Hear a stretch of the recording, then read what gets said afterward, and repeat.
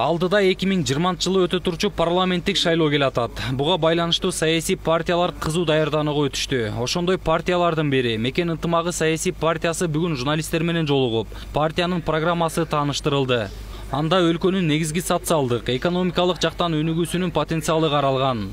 Ошону менен катар чет жактарда эмгектенип жүргөн кыргыз жарандардын маселелери да киргизилген. Эң алгачкысы мамлекет институттарында иштеп аткан кызматкерлердин социалдык өзүнүн укуктук маселелерин көтөрөбүз. Анткени бийлик институттарынын сапатын көтөрбөсөк, биз экономикада жол ача албайбыз. Экинчиден, ошол мен айтып аткан маселе кадр маселесине, андан кийин бүгүнкү жанагы бюджетти топтоо экономикалык багыттар, кыргыздын макалы бар, адам каяка барарын билбесе, үйлөгөн шамалда жардам берет. Биз азыр биздин ички административдик, территориалдык, табигаттык ресурстарды чогултуп, экономикалык моделде иштеп жүрө турган багыттарына мен бүгүнкү күнү басым жасайм. Мекен ынтымагы партиясынын ураны саясий оюндарды элди динине, улутуна, коомдогу абалына карата бөлүп жарууну токтотуу керек.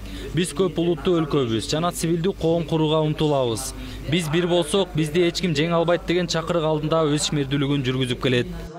Көптү көрсө көл болот дейт. Мына бүгүнкү күнү мен аймактарды кыдырып атам. Ушул жерде отурган ар кайсы аймактан келген өзүңүздөргө сый урматтуу бир жерде аксакалдар отурат.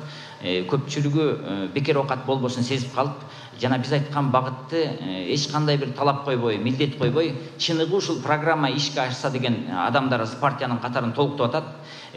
Башында мен 2010 жылы келип, биздин партия күнүмдүк оокат менен алдабайт, өзүнүн милдеттерин аткаруу эрежесин киргизет, өзүнүн мүчөлүк акыларын төлөйт дегенде эч качан сиз бул жол менен эл өкүлү болуп парламент бутагына жете албайсың деген, бирок ошол айткан сөздүн мааниси мына бүгүнкү күнү жетип, мына азыркы өтүп аткан пресс-конференцияда шайлоолук процесстерде ушу партия мүчөлөрүнүн мен түптөлгөн каржы фонддорун мен аткарып атам. Ушул ишти аткарган адамдар эртеңки күнү шайлоо процесстерин эч кандай милдет кылбай, кыргыз элинин келечеги үчүн жанагындай алтын тизмеге кирип аткан мансапкор бир тыгандарды элдин тагдырын алдабагандай кылып, жакшы партияны эл өкүлү кылууга мен алып бара алат деп ишенем.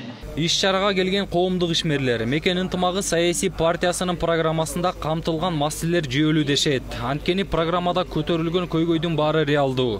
Аны ишке ашырууга партиянын күчү жана тажрыйбасы жетиштүү. Азыркы мына партиянын лидери көп жакшы нерселерди айтты. Өзүнүн билими да мен өзүм жеке өзүм менен мындай аңгемелешкем, көп маселелерди талкуулаганбыз. Өзүнүн билими дагы бир топ жогору экен.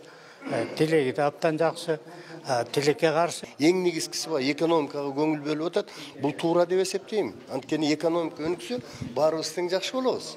Муну айтканына мен кошулат элем. Асанбековдун саясатка аттануусунун жүйөлүү себеби да бар. Ал сыртта жүрүп Кыргызстандын экономикалык саясатына сар эсеп салып келген. Бирок ал жаатта эч кандай жылыштарды байкабаган Темирбеков партия түзүү менен командалык иштерге өткөн.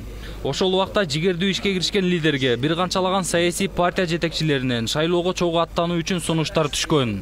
Мисалы үчүн ошол эле Бабан Өмүрөк экөөбүз чогулганбыз. Өмүрөк Черкешев мага келген. Анан алар да менин бир туугандарым, башка саясатчылар келген. Бирок айткам, сиз ушу кандай максатта, кандай деңгээлде коомдук маселени аткаруу жолу менен саясатка бартаңыз дегенде, тияка жетип алганын көрөбүз дегенде.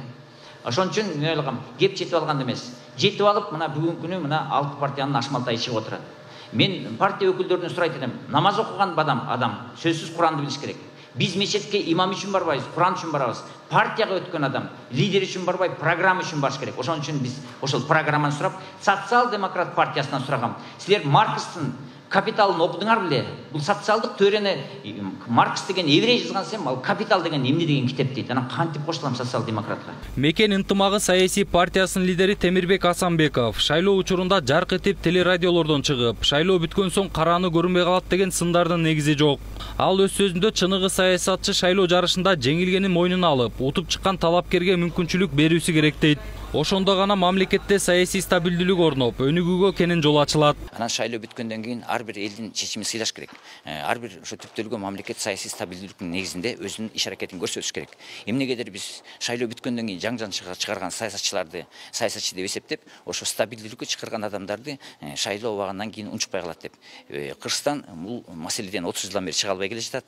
Эч кандай стабилдүүлүк мамлекеттин иштөө институттарына мүмкүнчүлүк бербей атат. Биз бул жолдо кете берсек, эч качан Кыргызстан бүгүнкү кризистен чыга албайт.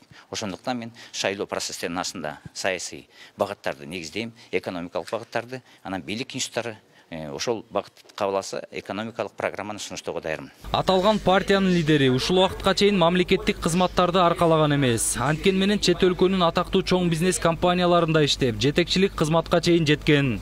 Мындан улам айрым иш тажрыйбаларга таянсак, парламенттик шайлоого талапкерлигин коюп жаткан Темирбеков бардык тармакты айкалаштырып кетүүсүнө көзү жетет. Экономикалык тажрыйбаны ала келсек, мен ушу мамлекеттин биздин бюджетинде болгон чоң ири ишканаларды чет өлкөдө башкаргам. 6000-7000 киши деген каржылык бөлүмүдө экономика, чарбачылык бул кайда болбосун окшош.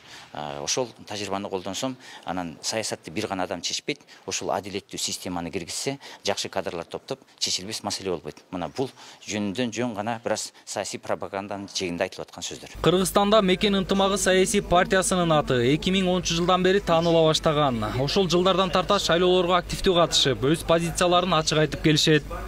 Жодар Бузумов, Арнас Маратов, Next TV күндүн темасы үчүн.